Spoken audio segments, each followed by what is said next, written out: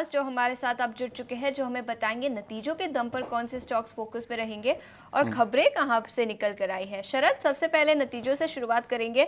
कई सारे स्मॉल और मिड कैप कंपनियों के नतीजे अभी आना बाकी है लास्ट के 3-4 दिन, लेकिन आज नतीजे कैसे रहे? जी बिल्कुल आशीष, आपने सही कहा। 47 अर्निंग्स आ चुके हैं। लार्जली जो है इनलाइन या मिक्स्ड या वीक साइड में है। स्ट्रॉन्ग का नंबर्स कम है बट उतना भी खराब नहीं है। और ऑफ कोर्स कल निफ्टी के 3 अर्निंग्स आए थे। मैं तीनों दर्शकों को बताता हूँ। तो सबसे पहले अगर बात करें तो आयशर मोटर्स के आंकड़े की फोकस करेंगे। यहाँ पे इनलाइन सेट ऑफ नंबर्स जो है देखने मिले हैं। रेवेन्यू में लगभग 19% का ईयर ऑन बेसिस पे ग्रोथ आया है और ओवरऑल जो उसके एबिटा नंबर्स है वो एडजस्टेड लेवल्स पे आए हैं, तो वो भी largely inline set of numbers आए हैं।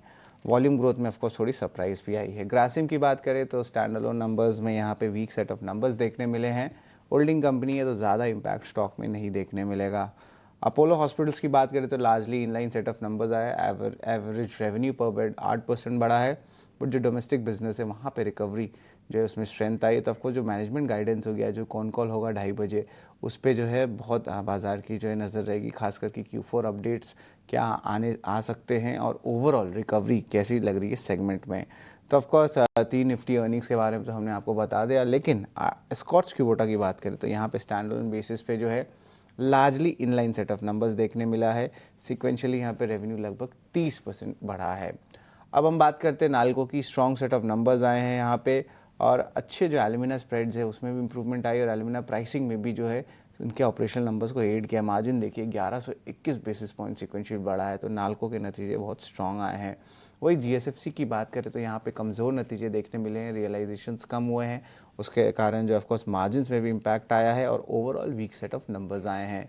नायका की बात करें तो मिले जुले नतीजे आए हैं। यहाँ पे रेवेन्यू एबिटा इनलाइन है, हालांकि पैट बिलो एस्टिमेट्स देखने मिले हैं। हिंडाल्को की बात करें तो यहाँ पे कमज़ोर नतीजे आए हैं और याद रखिए हिंडाल्को की जो ये नोवेलिस है, इस आम के नंबर्स की बात कर रहा हूँ मैं। एडजस्टेड एबिटा बात करें तो 19% गिरा ईयर ऑन ईयर बेसिस पे और 21% गिरा है सिक्वेंशियल बेसिस पे। ये दोनों ही आंकड़े एनालिस्ट एस्टिमेट से कम आए हैं।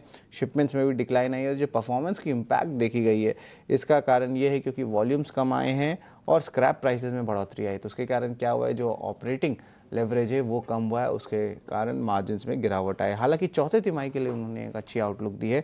उन्होंने कहा है कि सेल्स जो है हायर साइड में देखने मिल सकते हैं। तो ऑफकोर्स अर्निंग स्पेसिफिक बात करें तो अच्छे अर्निंग्स या टॉप अर्निंग्स, गुड अर्निंग्स की बात करें तो सिर्फ एमटार टेक और आप कह सकते हैं नाल्को आया है। बाकी सारे अर्निंग्स इनलाइन मिक्स्ड आए हैं और वीक सेट ऑफ नंबर्स में भी आप देखेंगे तो आंकड़ा बड़ा देखने मिल रहा है। तो कुछ उतना भी पॉजिटिव या धांसू अर्निंग्स जो है नहीं देखने मिला है। लेकिन खबरों वाले शेयर्स पे भी नज़र डाल देते हैं, इस पे भी फोकस रखेंगे।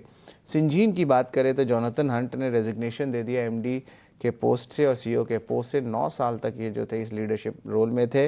अब पीटर बेंच जो ऑलरेडी बाइकॉन ग्रुप के सीएक्सओ हैं यानी कि सीईओ डेजिग्नेट, वही अब इसकी भी बागडोर संभालेंगे।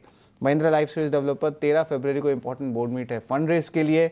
और वही हम बात करें Nippon life India asset management की, तो यहाँ पे निसे एसेट मैनेजमेंट के साथ इन्होंने करार किया है जिस तरह जापानीज़ इन्वेस्टर्स को जो है भारत के कैपिटल मार्केट्स को एक्सेस दिया जाए। ओएनजीसी और बीपी ने भी जो है अकॉर्ड साइन कर लिया है जहाँ पे वो प्रोडक्शन बढ़ाएंगे मुंबई हाई के एरिया में। एस्कॉर्ट्स क्यूबोटा में इंटरेस्टिंग अपडेट आया है। इन्होंने जो है अपनी लैंड एसेट्स की बिकवाली की है, लगभग 110 करोड़ रुपए की बोर्ड की अप्रूवल आ गई है जहाँ पे वो अपने रियल एस्टेट बेचेंगे। हाल ही में ऑफकोर्स आप याद होगा कंसाई नेरोलैक, इन्होंने भी जो है एक अच्छी लैंड मोनेटाइजेशन की थी सेंट्रल मुंबई के एरिया में।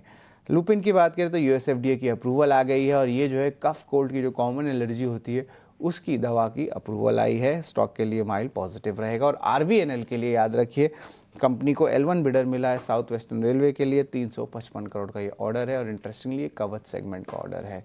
तो ये अहम स्टॉक्स है जिस पे आप नज़र रखिएगा। हालांकि याद रखिए 2 इंपॉर्टेंट नेशनल इवेंट्स भी चल रहे हैं, इंडिया एरो शो और आपका इंडिया एनर्जी वीक जो शुरू होने वाला है। तो ऑफकोर्स डिफेंस और एविएशन रिलेटेड डिफेंस का स्टॉक्स और इम्पॉर्टेंटली आप कह सकते हैं power related stocks, renewable energy stocks पे भी जो है इंडस्ट्री अनाउंसमेंट्स या नए नए लॉन्चेस देखने मिल सकते हैं। तो इन दोनों सेक्टर को नज़र रखिएगा क्योंकि नेशनल इवेंट्स हैं और ये बड़े इवेंट्स हैं। बिल्कुल बड़े इवेंट्स जिसके चलते डिफेंस सेक्टर और एरोस्पेस इंडस्ट्री पर फोकस रहेगा। शरद, शुक्रिया पूरी डिटेल्स के साथ हमारे साथ जुड़ने के लिए। तो कई सारे स्टॉक्स जो नतीजों और खबरों के दम पर फोकस में रहेंगे।